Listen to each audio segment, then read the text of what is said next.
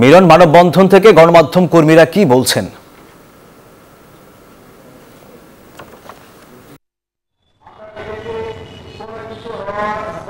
ধন্যবাদ সোহাগ আপনাকে। আপনি জানেন যে স্টেট মিডিয়া গ্রুপে যে হামলা হয়েছে, কালের কণ্ঠ, বাংলাদেশ প্রতিদিন, ক্যাপিটাল রেডিও সহ যে 8টি প্রতিষ্ঠানে, নিউজ 24 সহ 8টি প্রতিষ্ঠানে যে হামলা হয়েছে, সেই হামলার ঘটনায় সারা দেশের মতো বরিশালেও কিন্তু সাংবাদিক সমাজের ব্যানারে কিন্তু মানববন্ধন হচ্ছে এবং মানববন্ধন থেকে তারা বলেছেন সাংবাদিকরা সবসময়, গণমাধ্যম কর্মীরা সবসময় সঠিক তথ্য তুলে ধরার জন্য কাজ করে এবং তাদের উপর যে হামলা আসছে এই হামলার তীব্র নিন্দা জানাচ্ছেন তারা এবং একই সঙ্গে যারা এই হামলার সঙ্গে জড়িত তাদের খুঁজে বের করে দৃষ্টান্তমূলক শাস্তি দাবি করেছেন।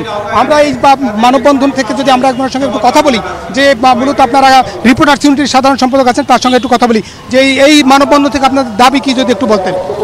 আমাদের স্পষ্ট কথা, সেটি হচ্ছে বৈষম্য বিরোধী আন্দোলনের সময় যে ছাত্র জনতা প্রাণ দিয়েছে সেখানে গণমাধ্যম কর্মীরাও দিয়েছে। আমরা দেখেছি ঢাকা সহ সারা বাংলাদেশে যখন এই আন্দোলনটি ছড়িয়ে পড়ে গণমাধ্যম কর্মীরা কিন্তু সেই শিক্ষার্থীদের সাথেই কিন্তু চলেছে, তারা কিন্তু শিক্ষার্থীদের বাইরে চলেনি। কিন্তু আমরা কি দেখছি, যখন শিক্ষার্থীরা একটি নতুন বাংলাদেশ তৈরি করেছে, নতুন বাংলাদেশের নতুন স্বাধীনতার কথা বলছে, বৈষম্যহীনতার কথা বলছে, ঠিক সেই সময় প্রথমেই কিন্তু আঘাত আনছে এই গণমাধ্যমের উপরে।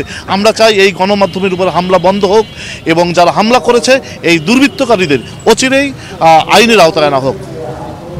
যেমনটা বরিশালের সাংবাদিকরা বলছেন যে এই যে দুর্বৃত্তরা হামলা করেছেন তাদের অবশ্যই দৃষ্টান্তমূলক শাস্তি দাবি করেছেন।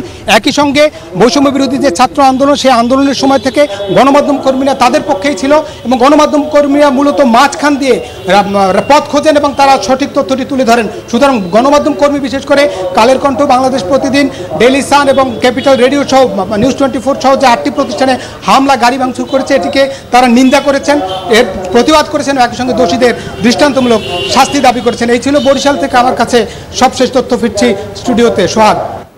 মিলন, আপনাকে ধন্যবাদ।